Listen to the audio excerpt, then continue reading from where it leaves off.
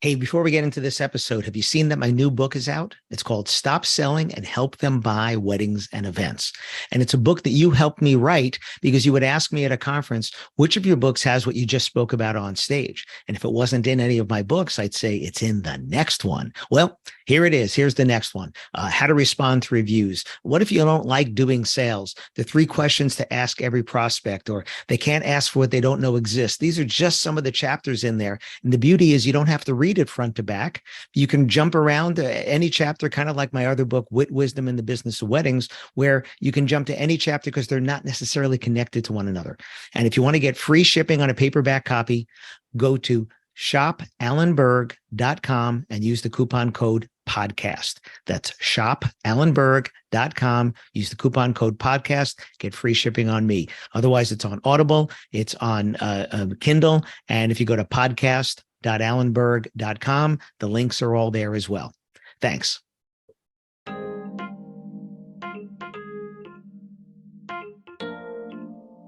Employalty. It's kind of a funny portmanteau word, but you're going to want to hear more about this. Welcome to another episode of the Wedding Business Solutions Podcast. I'm your host, Alan Berg. I'm a speaker, author, sales trainer, website reviewer, and I help businesses like yours sell more, profit more, and have more fun doing it.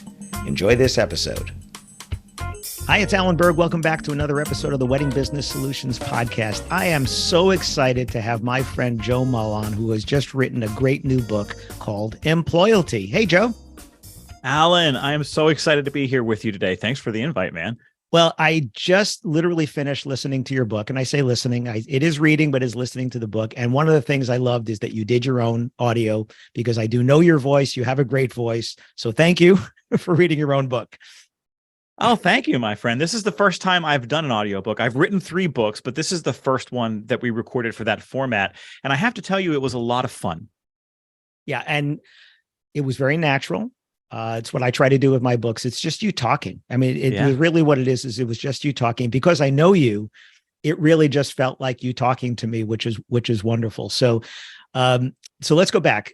Employalty. And those most people are listening, not watching, so they're not going to see it. It is in the show notes all there. So this is a word that combines a bunch of things, which is a portmanteau word, but it actually combines 3 things, not 2. It looks like it's employee, loyalty, whatever, but it's more than that. What is it?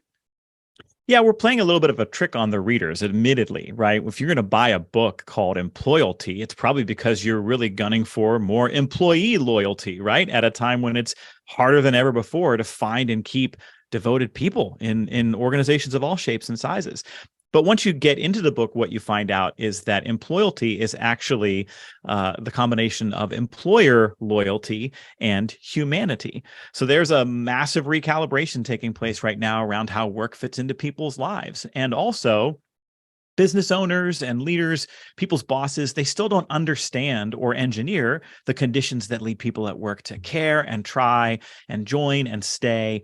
And so what we've done is marry together a whole bunch of social science research with what activates people at work, with what's happening in the labor market right now. And what's clear as day is that if you want to attract and retain talent, you've got to create a more humane employee experience, because that's what activates commitment at work. Yeah, and it's one of the things I loved in the book is the angle that you're coming at this with is not the angle that people typically have is, all right, so let's give people more benefits. Let's give them more of this. Let's pay them more. They're going to be more loyal because we're going to pay them more. And that doesn't make people loyal, right? People are loyal to people because of how they feel. They're not loyal to your logo and your motto and all those kind of things. So that was really enjoyed. And I resonated with a lot of things in the book from my personal experience as an employee, as well as being a boss, because hashtag BossBetter, because that is Joe. And boss is not a bad 4-letter word. You also said that it's just talk about that for a second, because the word boss, sometimes like, oh, it's my boss, right? But it's not a bad word.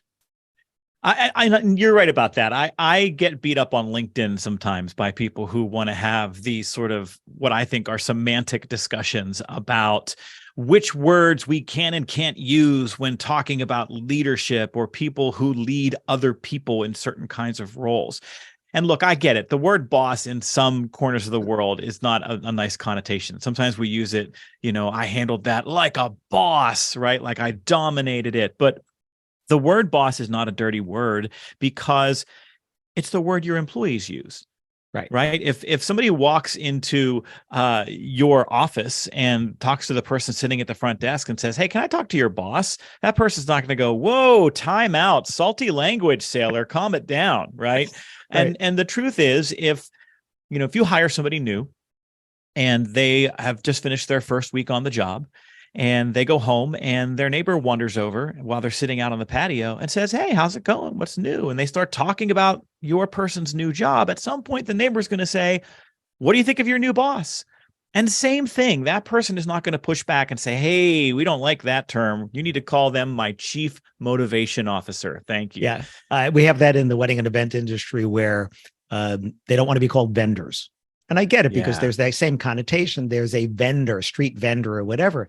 But if you ask people who are getting married, they'll say, "Yeah, these are my vendors," right? It's the same.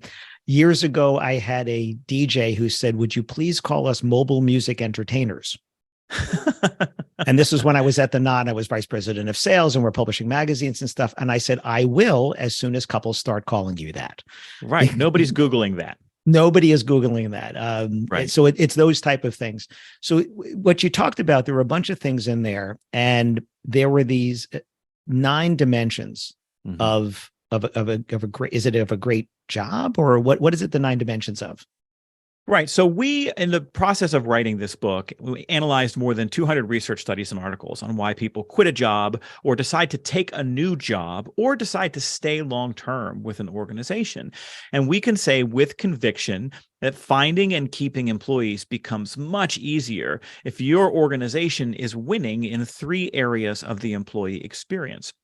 We call them ideal job, meaningful work, and great boss. These are the 3 factors that we know make up a kind of internal psychological scorecard that every employee in every job and every company on planet Earth is walking around with. And underneath each of those 3 factors are 3 dimensions. So ideal job is made up of compensation, workload, and flexibility, right? If my money's right, my workload's right, and I got some flexibility around when, where, and how I work, that's my ideal job. It fits into my life like a puzzle piece snapping into place. Meaningful work is purpose, strengths, and belonging. If I'm doing work that I believe makes a difference, it has purpose. If I'm doing work that aligns with my strengths, right, I get to use my talents and gifts. And if I'm doing work on a team or in a place where I experience belonging, I'm a celebrated and accepted member of the team, that's meaningful work. And now my commitment goes up, my loyalty goes up, and my effort goes up. Right. And then the third factor, great boss, is really made up of trust, coaching, and advocacy, which are 3 different kinds of behaviors that when leaders engage in them, make an employee go, "Wow, I've got a great boss." And so when you get all of those dimensions together, you've really created what we call a destination workplace. And you make it much more likely that people are going to join, they're going to stay, and they're going to care and try. Right. And you have some great examples in there. I love when you tell the stories of real people. And you also talk about when you become this destination, you start getting more good applicants because they're hearing from other people, this is a great place to work. And what makes it a great place to work is I feel belonging. I feel like I'm being treated well. I'm being valued. I'm being compensated. I'm doing work that matters, all these 9 dimensions. And I think everybody listening, including myself, can go back and think about where some of these boxes were checked, but not enough of them. And what makes you leave. You can be, I'm in this industry because I was being compensated very well in a job where they valued what I was doing, but I did not feel a conviction to the job I was doing. I actually felt the opposite. I felt dirty. I felt I was cheating people. I felt I didn't believe in what I was selling. Just the opposite of that is I was being told you must sell these to people, whether they want them or not. And that's hard. It's really hard. And it made me leave a job with great pay, good benefits, company car, et cetera, while my wife was pregnant, to take a job in a new industry that was commission only, where I had to go buy a car, pay for my own benefits and all that. That's how bad it was. I jumped off of that ledge. well, 32 years later, here I am, but that's another. Here you are. And that's the thing, is sometimes it leads you to the better thing. And you told a story about a woman sitting in a Burger King parking lot who is crying, right? And the company then's throwing money at her, which they wouldn't do before, but now they're throwing money at her because now they realize, what if she's not doing it? Who's going to do this, right? We can't find somebody to do it. And then they wanted her back. And she's like, no, I don't want to end up in the hospital again. Right.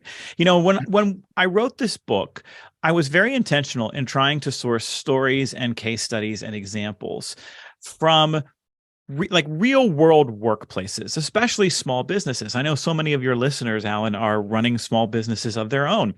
I'm a small business owner. I have 3 employees plus me. So, there is a place in the world for stories about Apple and Google and Southwest and Patagonia and all of the big companies that we point to when we talk about workplace culture. But let's talk about the small electricians group that is based out of Oklahoma that we wrote about. Let's talk about a plumber in West Virginia. Let's talk about a small HVAC team at a hospital in Kentucky, which we wrote about in the book, a nonprofit in Seattle that we wrote about that works with a diversion program for young juvenile offenders.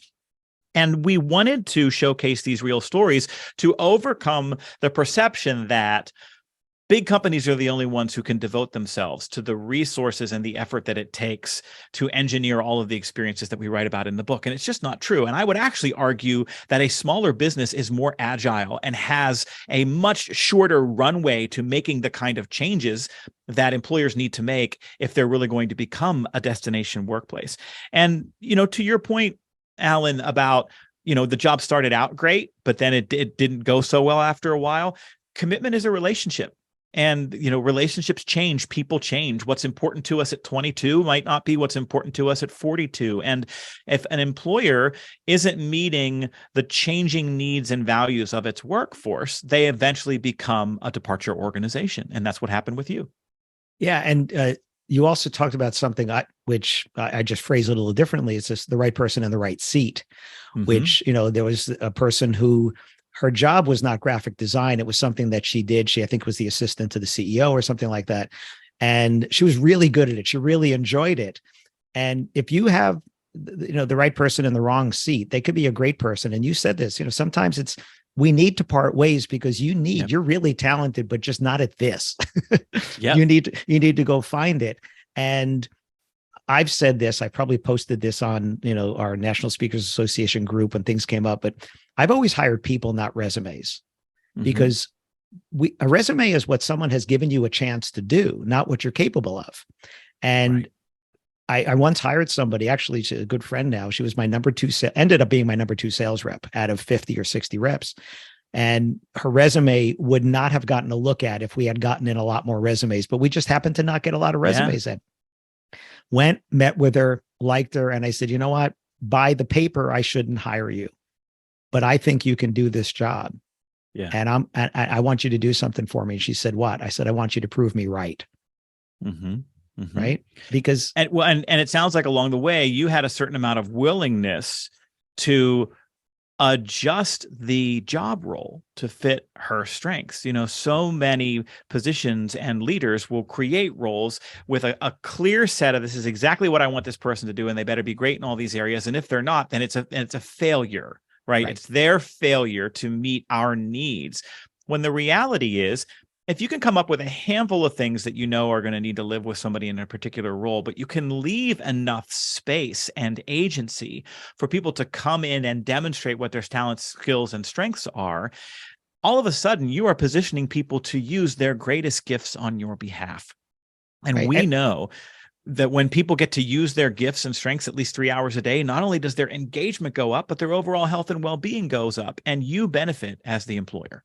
You also told the story, was it the medical office, the medical workers or whatever, where they had this whole list of requirements. You had to be a high school graduate, and you had to do this, and you had to do this. And they're like, wait a second, you don't need those things to do this. And if we're waiting for someone who knows all these things already, we're not going to find them. So we can teach you this. And they came up with this great, I call it a mentoring program, but it was something else. What was it? It's funny. Sometimes the universe sends you a gift. And as I was writing this book, this happened to me a couple of times. When you're on the lookout for real world examples, your antenna are kind of up. And so I was the keynote speaker for a healthcare conference out on the West Coast. And I was standing in the back of the room waiting to go on. And right before me, they were doing these series of micro presentations where somebody would get up and speak for, it was like 8 or 12 minutes on a topic. And so the last person stood up, and a woman named Jessica out of Massachusetts. And she presented on how her organization was struggling to fill these frontline roles in her organization to a crisis point. And so they convened a committee to say, we need to go about finding people in a completely different way. And they did several things that really ended up supercharging their pipeline. But one of the most interesting was they blew up the job description, which is what you're alluding to. Right. They said, we read this job description and we laughed and we said, we don't really need any of this. You don't have to have a high school diploma. You don't have to have experience with Microsoft Office. You don't have to have, a background in customer service. If you want to work in healthcare, come be awesome. We'll teach you the rest. That is almost word for word the job description that they came up with. And then they created a cohort program where they would hire people into the cohort program, pay them a base salary, put them through a training for a couple of weeks, and then hire out of the cohort. And guess what? Now they are not having any problem filling those roles. Right. It's almost like an apprenticeship, right? Come in, let us show you what the job is. Let's teach you what it is. Let's find out. I think a lot of people might know the Zappos stories, right? Where people will go to Zappos, they go through the training program, and then they would pay you if you don't want to take the job. And if you really want the job, you're willing to give up this bonus. So the next book I want everybody to read after Employalty, if you haven't read it, is a book called Why Work Sucks. And I don't know if you've read that one, Joe, but I have not. But you spoke about it, the same thing in here. And this was written by people from Best Buy's corporate offices. And there were two people that were tasked with finding out why they had so much turnover in the corporate offices. And the short story is they came up with something called a ROWE, ROWE, which is a results only work environment. I've heard of this. Yep. And this entirely reminds me of the HVAC story that you told about at the hospital, where just get the job done. And if you can do other stuff around this, cool, as long as you got the job done. We are just going to be 100% done by the end of every month. And I think back to, first of all, this book, Why Work Sucks, because they talked about, do we own your time? No, we own the results that we need, that we hired you for. When I was regional sales director at the Knot, when I was VP of sales, my sales reps worked from home. Therefore, I was not sitting watching them. We didn't have little webcams on them. And other than a meeting that you had to be in at a certain time or whatever, this is the number you need to hit. Go do it. And if you could do that in 4 hours a day, knock yourself out. Just go do it. And nobody taught me that. Nobody taught me that. But I realized that as an employee that became a boss, what do you really hire me for? You hired me to get this job done. And if your kid has a thing at school, go. I have kids. I want to go. You have kids. Go, right? Go and do it. So this HVAC story, right? That was the same thing. It was the same thing. And there's this kind of through line theme through several of the case studies in the book and through what you just described in your own experience, Alan, around what do you believe about people?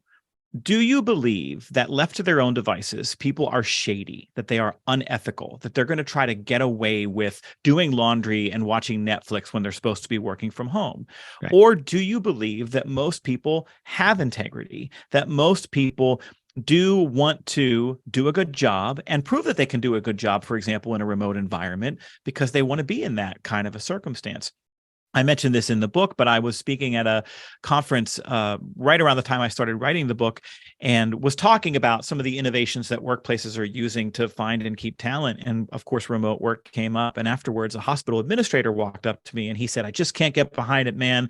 You don't know what people are doing. You don't know if they're double dipping. You don't know if they're giving you the hours that you're paying them for. I just can't do it. And I said, well, the problems you just listed aren't problems of remote work. They're problems of trust. And the underlying sort of foundation of his concerns are the belief systems operating in the background around people's integrity. And so when you actually look at the data around remote work, And Gallup has been studying this for years. We know that remote employees actually can be up to 3 times as engaged in their work, provided they just get ongoing feedback from their boss.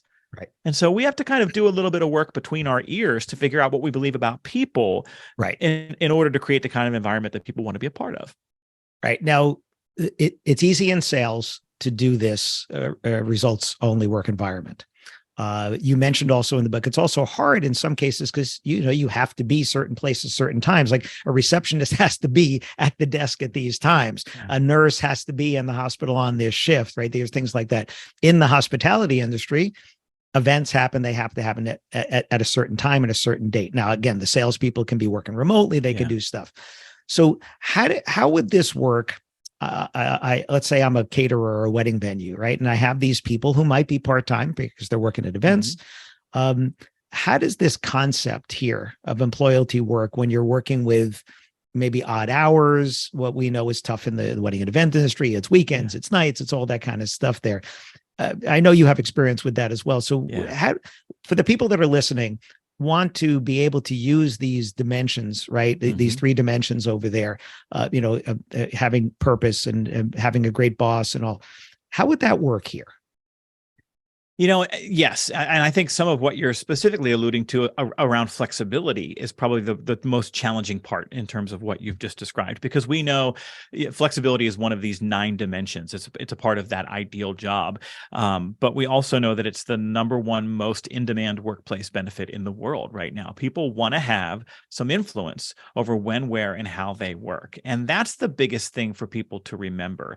Flexibility is not just about working from home. And as you said, Alan, like there are some jobs that you just can't do from home, like flight attendant, right? And so, but if we can look at it through the lens of how do I give my employees some power to define some aspect of when, where, and how they work, you're actually creating the psychological building blocks for commitment. So for example, maybe they get to decide what days of the week they work, or how long their shifts are, or start times or end times, or the kinds of events they go to, or who they work with, or the kind of work that they do. Really, it's about autonomy, right? Flexibility is not about work from home. That's just one piece. It's about understanding that if we can empower people, give them some influence, we're actually creating the conditions that appeal to people.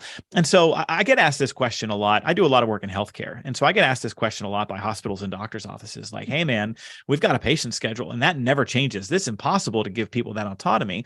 And that's bunk. Like, I actually think it's easier when we have to be open these hours and serve this many people. You can have a standing schedule of services and support, but within that schedule, can we stagger it? Can we figure out, okay, we've got a group of people who really only want to work 32 hours a week, but we've got some other people who want to work 42 hours a week. And we've got some people who will prioritize weekends. Healthcare especially has been doing 410s and condensed scheduling for years and giving people choice and priority based on seniority, et cetera. So it can be done. There are ways to give people more flexibility.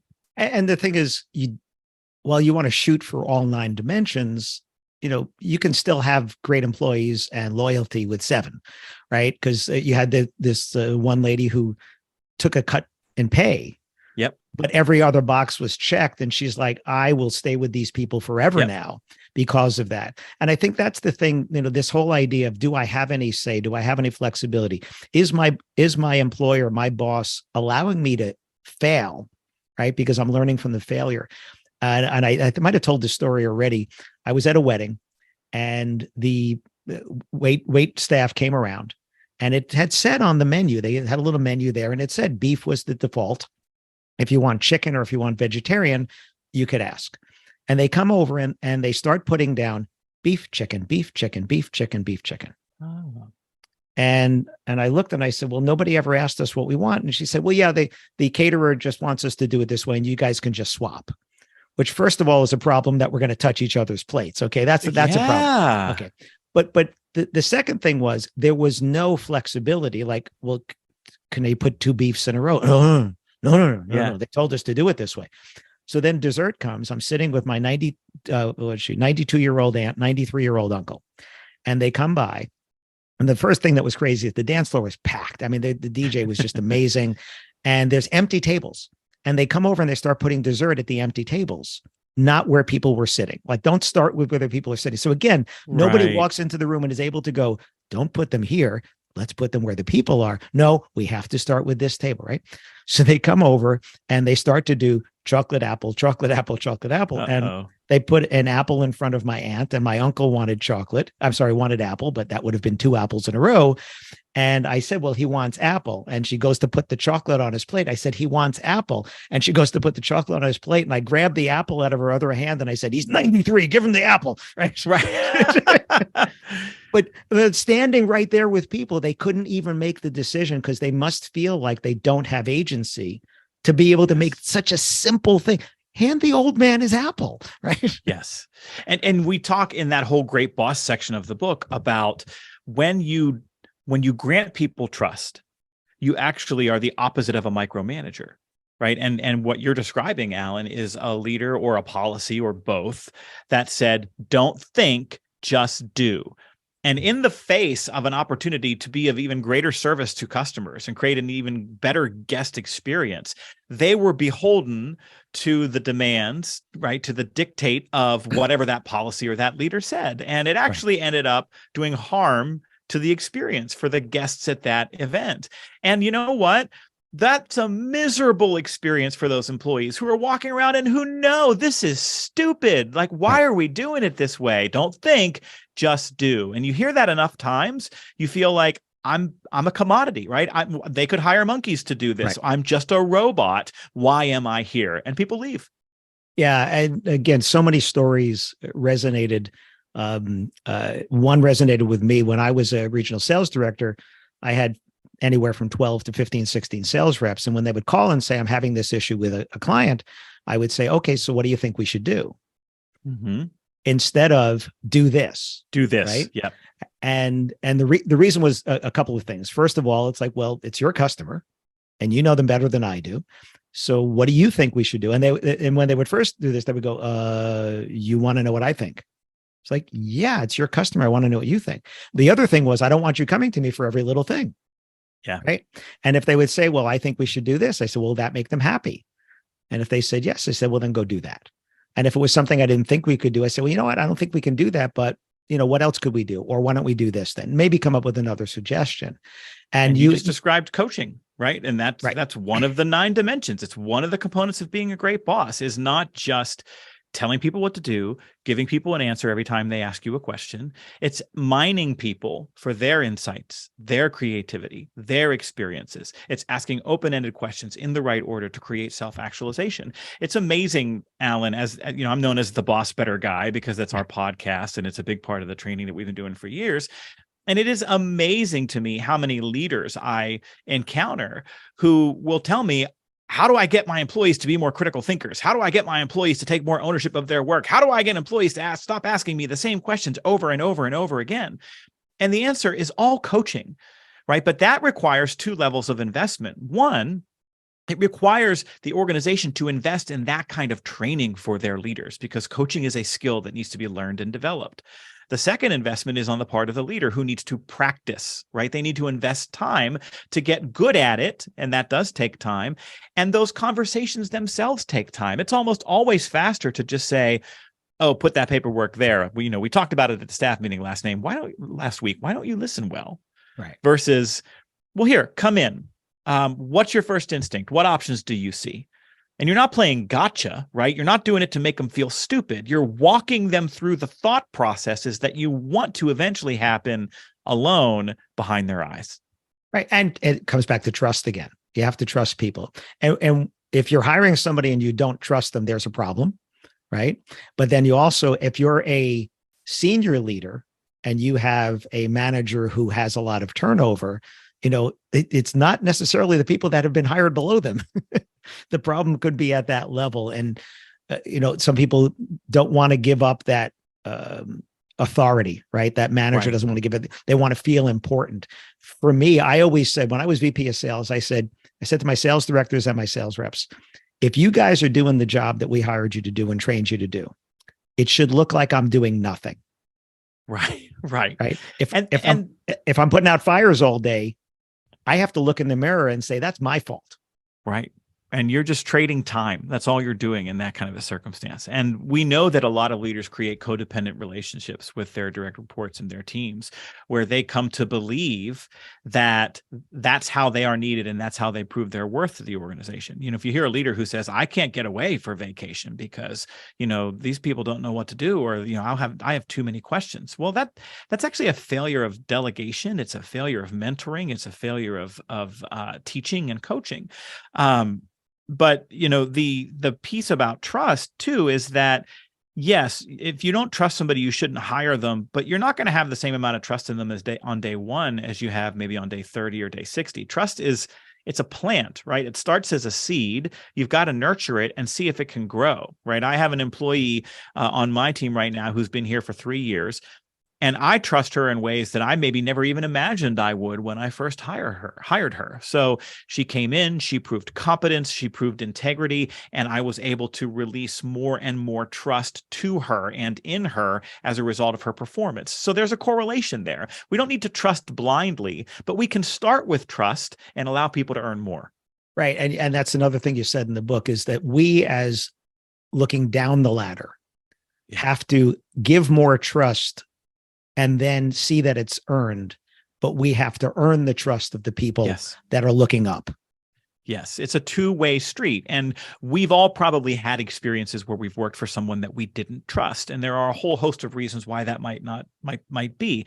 Maybe they betrayed us in some way. They promised one thing and did another. Maybe they took credit for our work and blamed a failure on us that was outside of our control. Or if you've ever been in a place where, like, the boss's son got hired and named department head, but had no idea what he was doing.